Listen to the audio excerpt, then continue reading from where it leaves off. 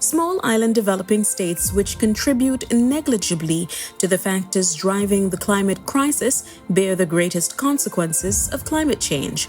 Prime Minister Dr. Terence Drew continues to champion the fight for climate justice as he intensifies his calls for the world's industrial nations and leading climate offenders to take responsibility and ensure that vulnerable nations are adequately funded to adapt to the negative impacts of climate change.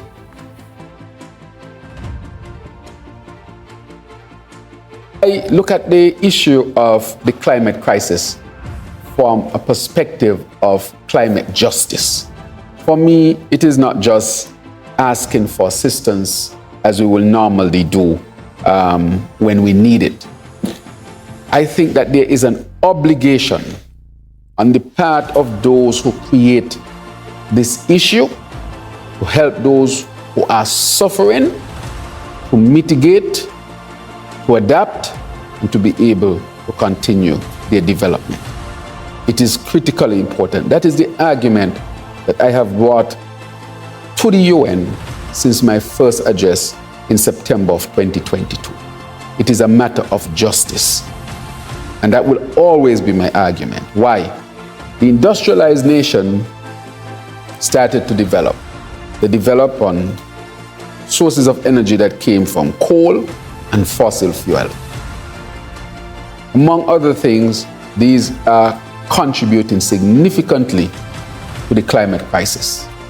Whatever they emit goes up into the atmosphere, destroy the ozone layer, that leads to the increase in temperature on the earth. And with that increase in temperature, we are seeing everything when it comes to climate change, the insidious issues and the more acute issues.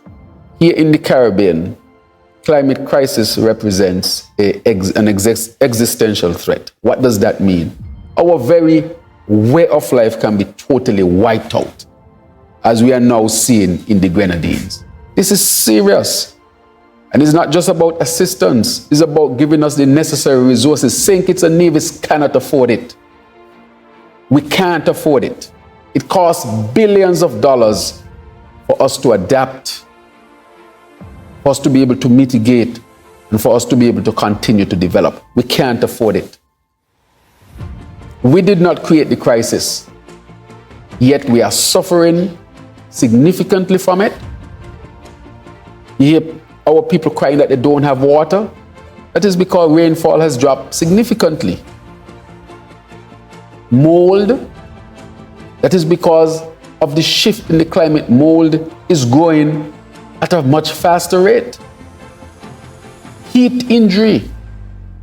You go to the classrooms and so forth, you see the heat that was never there 20 years ago, 15 years ago.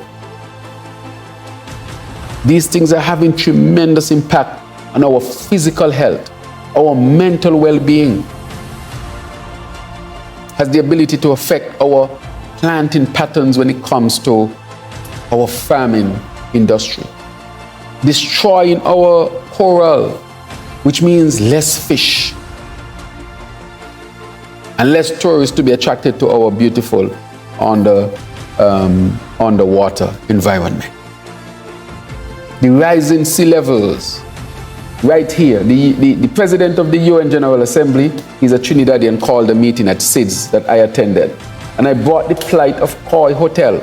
If you go out there right now, Koi does not have a beach because of the rising sea levels, because the ice caps at the poles are melting, and as a result, the sea level is rising and taking over the beach, or the beaches here in the Caribbean.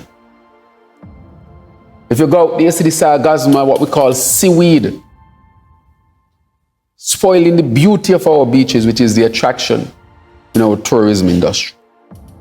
So we are affected on all levels when it comes to the issue of climate change. And we will be asking for more assistance, but not cap in hand, but to say that we need climate justice.